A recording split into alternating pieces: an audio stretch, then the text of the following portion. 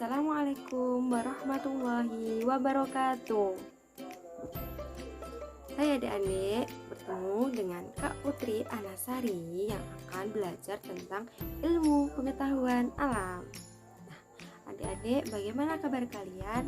Tentunya bagus ya, karena adik-adik bisa menyaksikan video pembelajaran pada kali ini. Semoga adik-adik selalu diberi kesehatan dan keselamatan supaya selalu dapat menimba ilmu.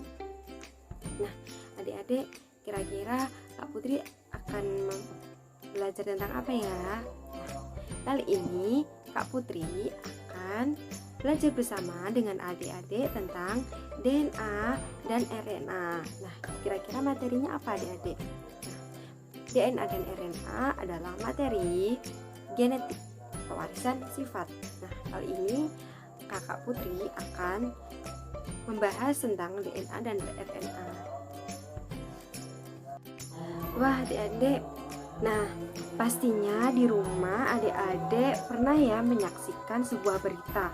Nah, adik-adik untuk berita pasti adik-adik selalu di rumah bisa melihat lewat TikTok, YouTube, atau televisi bersama keluarga. Nah, adik-adik, sebelum ke materi selanjutnya, adik-adik akan kakak sajikan sebuah berita yang kali ini pastinya adik-adik itu beritanya berkaitan dengan materi. Jadi adik-adik harus memperhatikan dengan baik dan benar.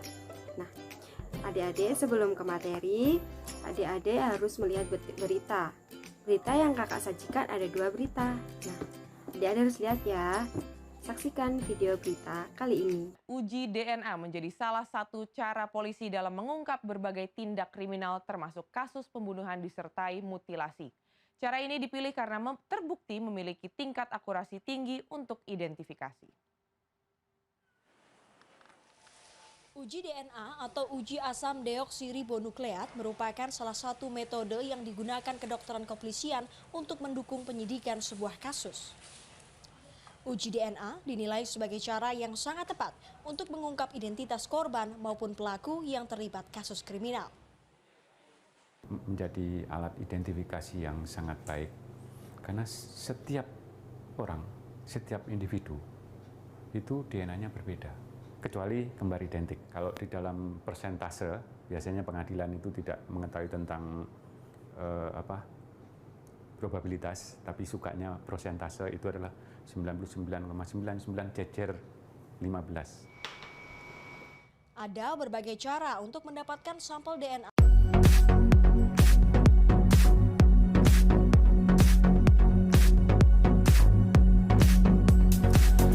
Sedang viral di aplikasi TikTok soal satu keluarga di Kabupaten Asahan, Sumatera Utara yang alami kelainan bentuk wajah namun tidak malu dalam berekspresi. Satu keluarga itu diketahui mengidap kondisi langka Treacher-Collins Syndrome. Meski demikian, mereka sendiri tak merasa minder sedikit pun, bahkan justru bersyukur. Sebab di luar sana bagi mereka masih banyak orang yang memiliki kondisi yang tidak seberuntung mereka.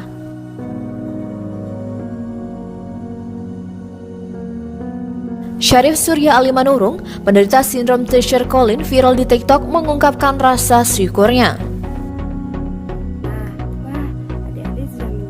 Surya lahir dari pasangan berita yang sudah tertera pada video kakak. Nah, sebelum ke materi DNA dan RNA, mari kita belajar tentang materi genetik. Nah, materi genetik memegang peranan penting dalam proses pewarisan sifat, warna kulit, bentuk rambut, bahkan bentuk hidung ataupun mulut, ataupun kulit, warna kulit. Nah, adik-adik pernah nggak lihat teman-teman adik-adik pas di sekolahan pastinya berbeda-beda ya rambutnya, kulitnya, atau hidungnya. Ada yang pesek, ada yang mancung, ada yang berambut keriting, ada yang berkulit sawo matang, ada yang berkulit hitam, dan ada yang berkulit putih. Nah, pastinya jika kalian berkulit putih ataupun berambut keriting, ayah, ibu, nenek, atau bahkan saudara-saudara kita ada yang berambut keriting, tentunya akan menurun kepada kita. Nah, untuk dengan demikian materi genetik tentunya setiap sifat dan karakteristik yang ada pada setiap orang adalah warisan dan dari orang tua yang diwariskan melalui materi genetik. Ayah akan mewariskan materi genetiknya melalui sel sperma, sedangkan ibu akan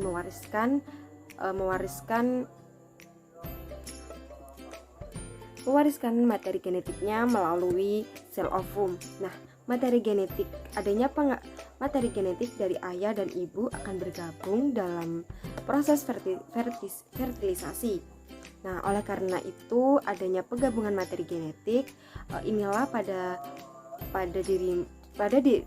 kalian muncullah karakteristik yang sama atau mirip dengan ibu kalian. Nah, tentunya kalian tahu ya, ibu kalian atau ayah kalian berkulit putih, tentunya kalian juga akan berkulit putih.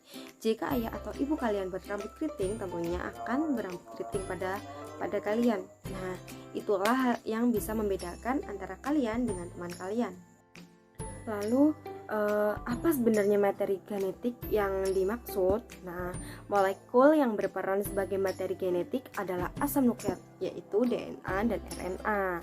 Nah, kira-kira pada suatu untai DNA terdapat unit instruksi atau perintah yang mempengaruhi sifat atau yang menentukan karakteristik setiap makhluk hidup yang disebut gen. Jadi keseluruhan informasi genetik yang menentukan adalah DNA.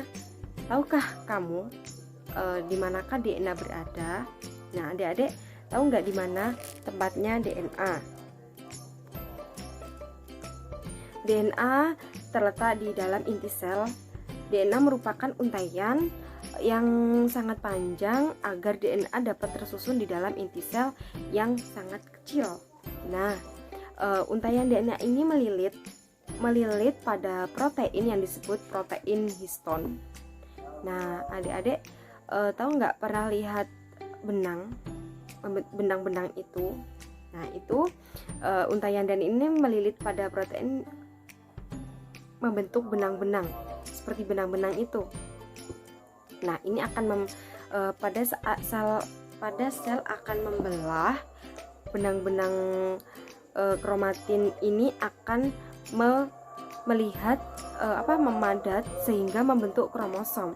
Nah, adik-adik nih, sebelum ke DNA dan RNA, mari kita belajar tentang kromosom. Apa sih sebenarnya kromosom itu? Kromosom dipopulerkan oleh seorang bernama Waldeyer.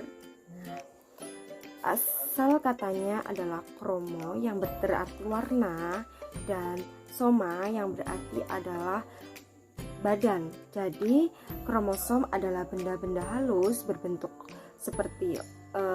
lurus seperti benang-benang atau seperti batang. Nah, itu dan terdiri dari zat yang mudah mengikat. Nah, zat warna di dalam nukleus. Kemudian kromosom berfungsi sebagai pembawa sifat individu dan membawa informasi genetik karena di dalam kromosom terdapat gen. Apa ya adik-adik? 4 macam kromosom itu adalah, yang pertama adalah kromosom metasentrik. Nah, kromosom metasentrik yaitu kromosom yang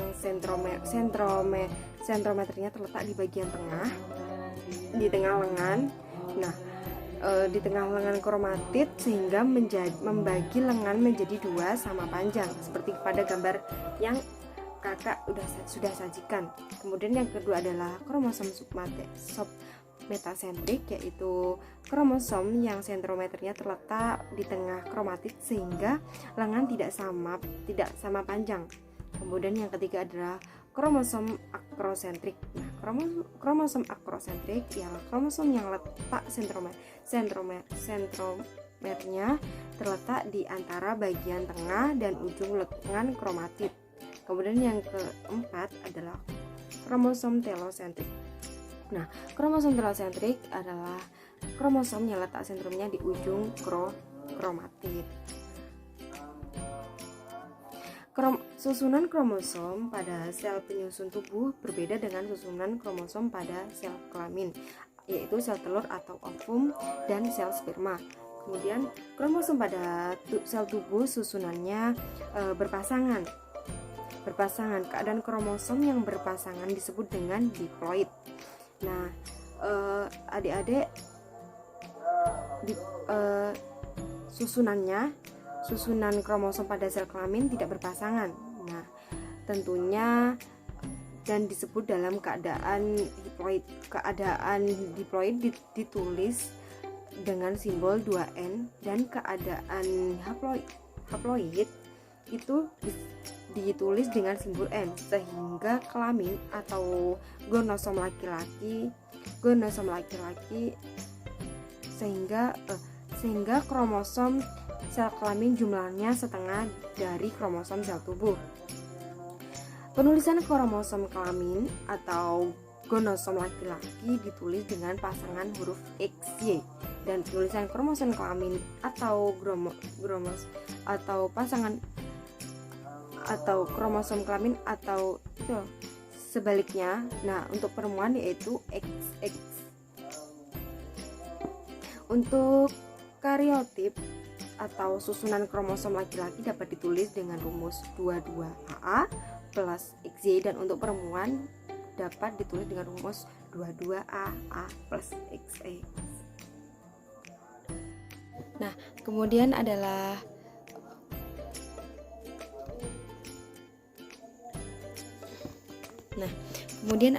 gen dan alel. Gen adalah unit terkecil penyusun materi genetik yang berfungsi mengendalikan sifat berhereditas makhluk hidup.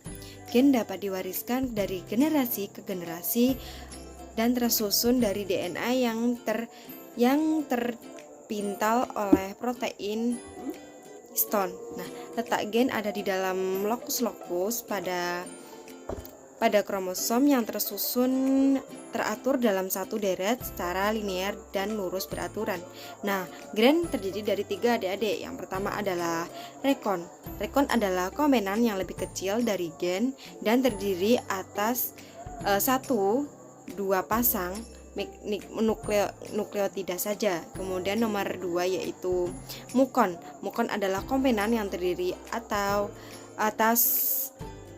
lebih dari 2 pasang atau beberapa pasang nukleotida. Nah, kemudian yang ketiga adalah siston. Nah, siston adalah komponen yang terdiri atas ratusan nukleotida. Berdasarkan sifatnya, gen dapat bersifat dominan, setengah dominan, dan resesif. Gen ini mempunyai pasangan yang disebut dengan alel, adik-adik.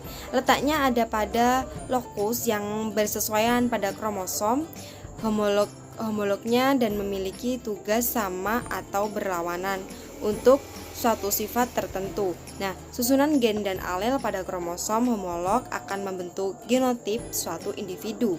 Ada 3 kemungkinan genotip yang dapat dimiliki oleh suatu individu, yaitu genotip homozigot dominan, heterozigot, dan homozigot resesif. Alel dibedakan menjadi 2 macam, yaitu alel tunggal dan alel ganda. Alel tunggal adalah gen yang hanya memiliki suatu gen sealel, sehingga hanya muncul satu sifat saja. Nah, contohnya adik-adik, gen K untuk rambut keriting dan gen K untuk rambut lurus. Nah, kemudian yang kedua adalah alel ganda. Alel ganda adalah gen yang memiliki lebih dari 2 pasang gen yang sealel dan menempati seri kotak yang sama, sehingga muncul beberapa sifat. Contohnya adalah alel pada golongan darah sistem A, B, O, dan warna bulu kelinci. Nah, adik-adik, siapa foto di atas yang sudah disajikan di atas? Foto apa ya kira-kira? Kok ada gambar orang dan ada lingkaran? Nah, itu adalah untuk gambar orangnya itu adalah Rosalind Franklin. Nah, Rosalind Franklin adalah seseorang yang menggunakan teknik kristalografi atau difraksi sinar X untuk mempelajari struktur DNA pada tahun 1950 hingga 1953. Nah, foto DNA dari hasil difraksi sinar X itu sudah kakak sajikan di gambar sebelah foto Rosalind Franklin. Nah, berdasarkan penelitian Rosalind Franklin pada tahun 1993, Francis Crick dan James Watson mengemukakan bahwa DNA memiliki struktur seperti suatu untai ganda yang membentuk heliks dan bentuk ulir. Nah, ini sebelum ke DNA dan RNA, mari kita belajar satu persatu ya adik-adik, apa yang dimaksud dengan DNA dan apa yang dimaksud dengan RNA. Kita jelaskan, kakak akan menjelaskan satu persatu. Nah, kemudian DNA dan RNA adik-adik. DNA itu apa ya adik-adik kira-kira? Nah, di sini kakak akan menjelaskan tentang DNA atau deoksibonukleik acid. DNA adalah suatu asam nukleat yang merupakan penyusun gen di dalam inti sel. DNA menyimpan segala informasi biologis dan setiap makhluk hidup dan beberapa virus. DNA terdiri dari dua rantai polinukleotida yang tersusun heliks ganda. Nah, setiap nukleotida ini terdiri atas 3 komponen, yaitu fosfat, gula deokrisbosa, dan yang ketiga adalah basa nitrogen. Ada 2 macam basa nitrogen penyusun DNA. Nah, yaitu basa purin yang terdiri atas basa adenin dan guanin, serta basa pirimidin yang terdiri atas basa timin dan sinosin. Nah, 2 rantai DNA ini saling berikatan pada bagian basa nitrogen yang dihubungkan oleh ikatan hidrogen. Nah, basa nitrogen A berikatan dengan T, sedangkan G berikatan dengan S. Antara A dan T dihubungkan oleh 2 ikatan hidrogen, sedangkan antara G dan S dihubungkan oleh 3 ikatan hidrogen. Nah, adik-adik, kemudian RNA. RNA adalah makromolekul polinukleotida berupa rantai tunggal atau ganda yang tidak berpilin. Nah, rantai pada RNA juga pendek-pendek karena dibentuk melalui transkripsi fragmen-fragmen DNA. RNA hanya ditentukan di sitoplasma atau ribosom. Berbeda dengan DNA. Nah, keberadaan RNA di dalam sel tidak tetap karena kesimpulannya adalah pada berita tadi, isu-isu tadi termasuk dalam penggunaan teknologi DNA dalam ilmu forensik. Nah, mengidentifikasi orang atau individu itu sebenarnya berguna, sebenarnya sangat bermanfaat. Contohnya yang ada di berita tadi, bahwasanya seseorang pelaku cepat ditemukan hanya dengan sidik jari, darah, ataupun rambut. Nah, karena untaian DNA setiap orang adalah unik, dapat dicocokkan padanya seperti sidik jari. Menurut Oak Ridge National Laboratory, pemerintah AS, ilmuwan forensik menggunakan bukti DNA untuk mengidentifikasi orang dalam kasus-kasus. Bukti DNA tidak selalu mengidentifikasi tersangka atau pria sebagai ayah dari seorang anak. Kadang-kadang bukti forensik juga exonerate tersangka atau menentukan bahwa manusia bukanlah ayah dari seorang anak. Bukti DNA juga dapat digunakan untuk mengidentifikasi korban bencana seperti bencana alam atau serangan teroris. Jadi bukan hanya kasus-kasus saja, contohnya ada pesawat jatuh, kemudian untuk memulangkan jenazah itu maka dites dari rambut ataupun sidik jari. Jadi sebenarnya penggunaan teknologi DNA dalam ilmu forensik ini sangat berguna bagi Indonesia dan negara, tentunya adalah manusia. Terima kasih adik-adik telah menyaksikan, telah belajar bersama DNA dan RNA, yaitu materi genetik dalam pembelajaran Kak Putri. Nah, mohon maaf jika ada salah kata atau penyajian dalam video yang menyinggung perasaan adik-adik atau menyinggung hati adik-adik. Dan semangat belajar, semangat mencari ilmu, thalabul ilmi. Semoga selalu diberi kesehatan dan semangat dan kesuksesan. Wallahu muwaffiq ila aqwamit thoriq. Wassalamualaikum warahmatullahi wabarakatuh. Sampai jumpa lagi.